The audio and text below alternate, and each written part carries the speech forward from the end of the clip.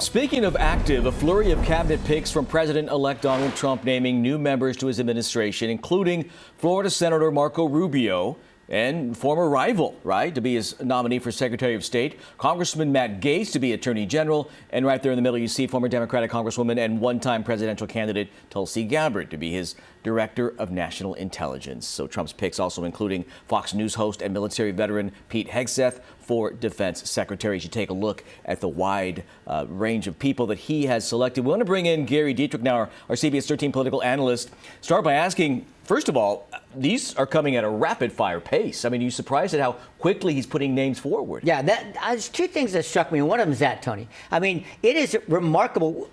The election was a week ago today, okay, or yesterday. And I'm just like, hey, wait a minute.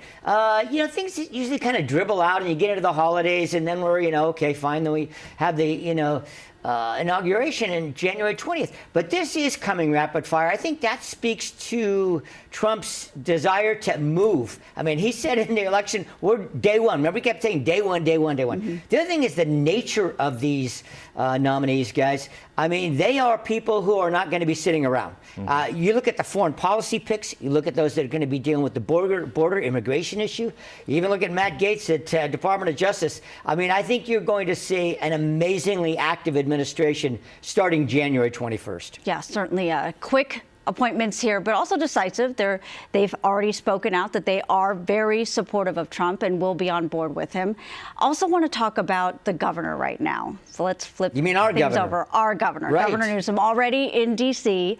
We've heard some mixed reviews here in California. They always say, though, once an election ends, the next campaign starts. So I'm going to guess on what your answer is, but is this what we're doing here? Are we already setting up a 2028? Oh, I don't think there's any question about that. We've been talking about that for a long time. But there's another piece of this as well, and that's California itself. And Newsom has made no bones about the fact that he wants nothing to do with most of the changes that Trump talked about. And guys, he's been there yesterday and came back today, supposedly, for two big reasons. One is to get waivers on environmental issues so that he can move forward with things that California would like to do that Trump administration doesn't want him to do. So he's trying to get those through before Trump takes office, because otherwise it takes about a year and a half to unwind an executive order that Biden might put in place right away. And the second thing is billions of dollars in federal money that, let's just say, Trump's not going to be real excited about passing on to one of his chief political rivals. So that's where he is. We'll see how successful he actually, becomes in the long run. Yeah, stay on the topic for a second. Steve and I talked about this yesterday. We talked to Steve about it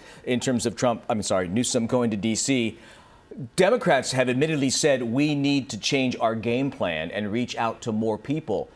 Will Trump, I keep saying that, will Newsom become more of an inclusive candidate instead of just I'm from left-leaning California? Yes. So far, we're seeing it pretty much an anti-Trump Newsom, which he's been for a long time. But, for the next 2 years, he's still got to be governor. What does that mean?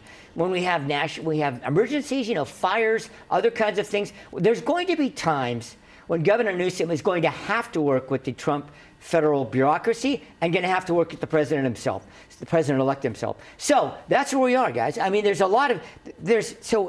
always, there will be the governing that has to happen in the next 2 years and the politicking that's going to go on for the next 4. We've been talking about the undecided House races in California. It's still interesting how they're playing out. Huh? Oh, it's very important because right now, I was looking at some numbers just before we came on air here. There's a lot of networks now saying Republicans are only 1 seat away from control of the House, and California's got half of those remaining battleground seats. So it's absolutely critical, and even here in the Central Valley, how those turn out. It would be interesting if California would be the one to flip that, though, right? Flip it to red. To red. Well, it looks like that's probably going to happen. Yeah. That sure does. All right. Thank you, Gary. Maybe we'll see you soon. Probably. Yeah, I think so. Probably like tomorrow night. Sounds good.